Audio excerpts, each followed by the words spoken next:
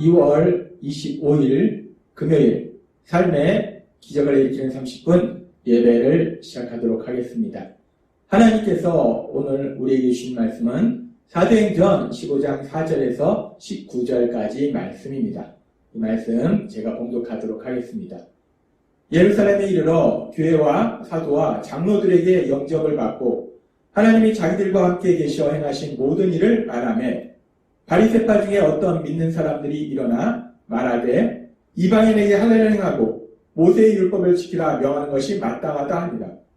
사도와 장로들이 이 일을 의논하러 모여 많은 변론이 있은 후에 베드로가 일어나 말하되 형제들아 너희도 알거니와 하나님이 이방인들로 내 입에서 복음의 말씀을 들어 믿게 하시려고 오래전부터 너희 가운데서 나를 택하시고 또 마음을 아시는 하나님이 우리에게와 같이 그들에게도 성령을 주어 증언하시고 믿음으로 그들의 마음을 깨끗이 하사 그들이나 우리나 차별하지 아니하셨느니라. 그런데 지금 너희가 어찌하여 하나님을 시험하여 우리 조상과 우리도 능히 매지 못하던 멍에를 제자들의 목에 두려느냐. 그러나 우리는 그들이 우리와 동일하게 주 예수의 은혜로 구원받는 줄을 믿노라 하니라. 19절 말씀. 그러므로 내 의견에는 이방인 중에서 하나님께 돌아오는 자들을 괴롭게 하지 말고. 아멘. 오늘 이 시간 하나님께서 우리에게 주신 말씀을 듣기 전에 잠시 기도하는 시간 갖도록 하겠습니다. 하나님 아버지 감사합니다. 오늘도 저희들 사랑하셔서 저희를 만나주시고 저희에게 말씀하여 주시니 감사합니다. 오늘도 하나님이 주신 말씀을 통해서 저희를 사랑하신 하나님, 그 하나님을 만나게 하시고 그 하나님을 믿음으로 담대하게 세상을 살아가는 저희가 될 수 있도록 은혜 베풀어 주옵소서. 예수님의 이름으로 감사하며 기도드리옵나이다. 아멘. 하나님께서는 어제 우리에게 말씀해 주셨습니다. 사도행전 15장 1절부터의 말씀을 통해서 하나님이 말씀하실 때 바울과 바나바가 1차 선교행 이후에 이제 안디옥으로 들어와서 머물고 있을 때 유대로부터 온 사람들이 안디옥 교회에 와서 할례를 받지 않으면 구원을 받지 못한다 라고 주장함으로 인해서 이 안디옥 교회가 혼란스러워졌어요. 그래서 안디옥 교회와 함께 하신 성령님께서 역사하셔서 인도하셔서 이 바나바와 바울과 몇몇 사람을 예루살렘 교회에 보내서 이 문제에 대한 답을 구하도록 하나님께서 인도하셨습니다. 그래서 그 성령 하나님의 인도하심에 따라서 이제 바울과 바나바가 예루살렘 교회에 도착했을 때 사도행전 15장 4절은 이렇게 말씀합니다. 예루살렘에 이르러 교회와 사도와 장로들에게 영접을 받고 하나님이 자기들과 함께 계셔 행하신 모든 일을 말하며 예루살렘 교회에 도착해서 예루살렘 교회로부터 바울과 바나바가 따뜻한 환영을 받고 이제 교회가 모였을 때 바울과 바나바가 하나님께서 자기들과 함께 하셔 행하신 모든 일, 즉 구체적으로 얘기하자면 바울과 바나바가 1차 선교여행 동안에 하나님께서 함께 하심을 해서 이방인들이 구원받는 그 놀라운 역사, 그 기쁨의 역사에 대해서 얘기합니다. 그렇게 바울과 바나바가 그 이방인들이 유대인도 아닌 하나님을 알지 못하던 그들이 하나님의 역사하심에 따라서 복음을 듣고 복음의 말씀을 통해서 그들이 구원받았다라는 이런 놀라운 기쁜 소식을 전하고 있을 때에 사도행전 15장 5절은 계속해서 이렇게 말씀합니다. 바리새파 중에 어떤 믿는 사람들이 일어나 말하되 이방인에게 할례를 행하고 모세의 율법을 지키라 명하는 것이 마땅하다 하니라.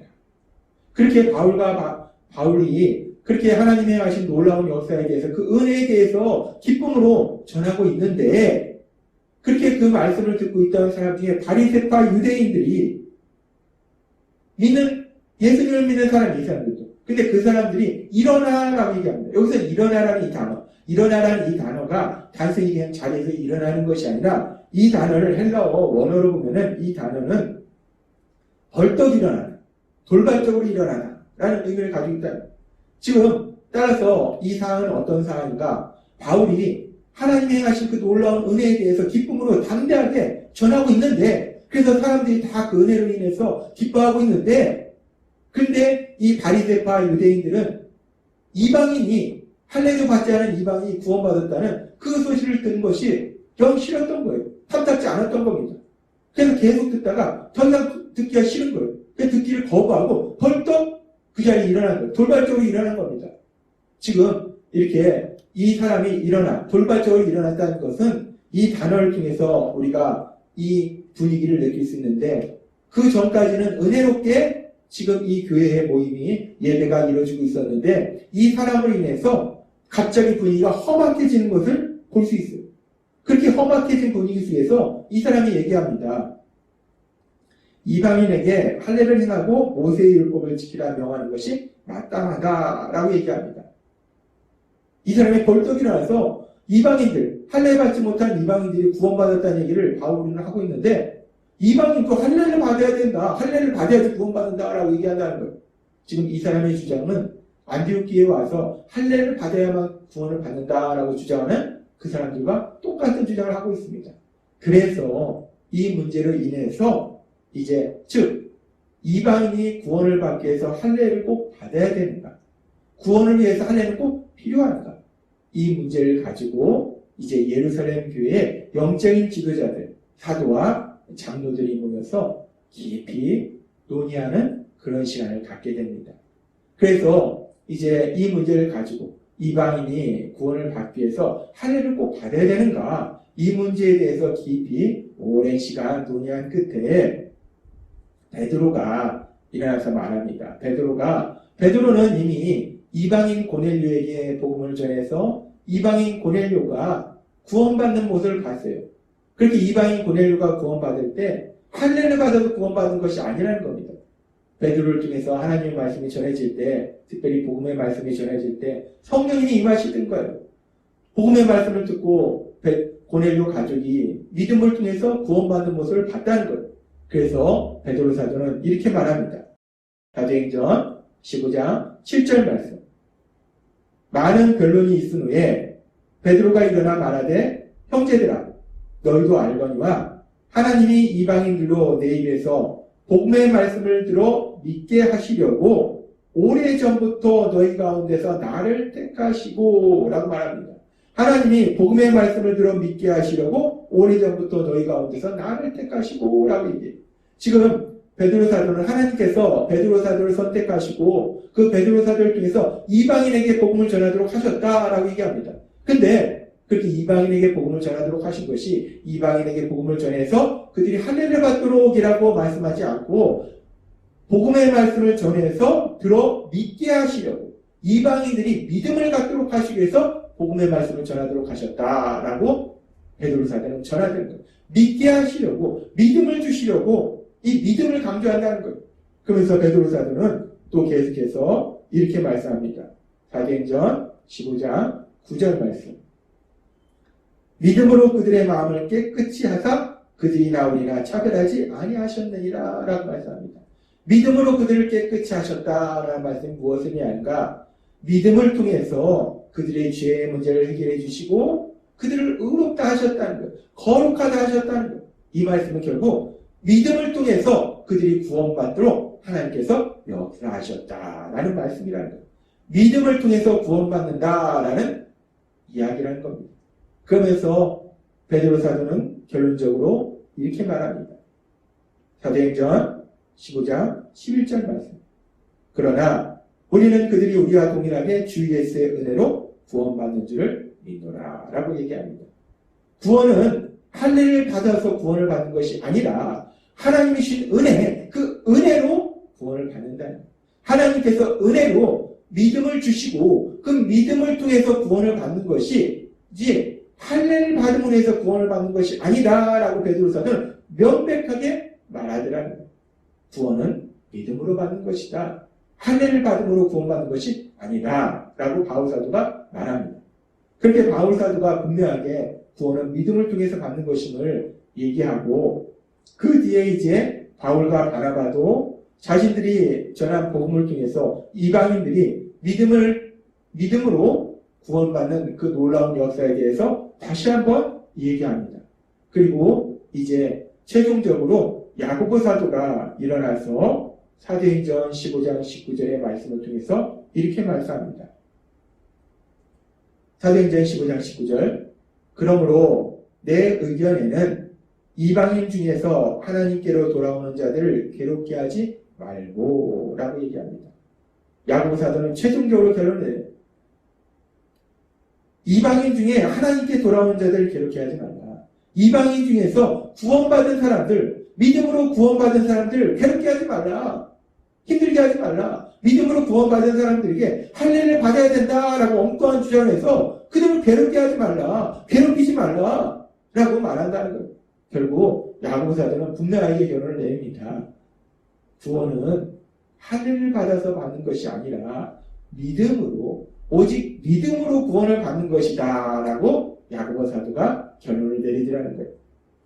사도행전 15장의 말씀, 오늘 우리가 읽은 사도행전 15장의 말씀은 사도행전 속에 나오는 내용으로서만 중요한 것이 아니라 교회사 전체 속에서 아주 중요한 내용을 말하고 있어요. 이 사도행전 15장의 말씀은 교회사 전체 속에서 우리 신앙의 진리 속에서 아주 중요한 부분을 다시 한번 명확하게 다루고 있는 것이 사도행전 15장 말씀이라는 거예요. 하나님이신 예수님께서 십자가 죽으심과 부활하심을 통해서 구원을 이루신 이후에 예수님은 말씀하셨어요. 사도행전 1장 8절 말씀. 오직 성령이 너희에게 임하시며 너희가 권능을 받고 예루살렘과 온 유대와 사마리아와 땅끝까지 이르러 내 증인이 되리라 하십니다. 예수님께서 말씀하실 때 성령님이 임하시면 이제 예수님을 믿는 사람들이 땅끝까지 이르러 복음을 전하고 이 세상의 많은 사람들, 특별히 이방인들에게까지로 구원받는 역사가 일어난다라고 말씀하셨어요. 이 말씀 그대로 이제 성령님이 임하시니까 많은 믿음의 사람을 통해서 많은 곳에 복음이 전파되고 특별히 바울과 바나바를 통해서 안디옥 지역을 떠난 그 1차 선교회를 통해서 더베까지 많은 지역의 이방인들이 구원받는 놀라운 역사가 일어나더라는 거예요.